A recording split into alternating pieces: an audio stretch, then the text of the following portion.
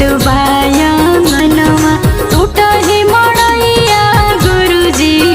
छोट बायांगनवा चर्चा करवनी गुरुजी और चर्चा करवनी गुरुजी आई नायांगनवा चर्चा करवनी गुरुजी आई नायांगनवा टूटही मड़ैया गुरुजी छोट बायांगनवा टूटही मड़ैया गुरुजी छोट बायांगनवा चर्चा करवनी गुरुजी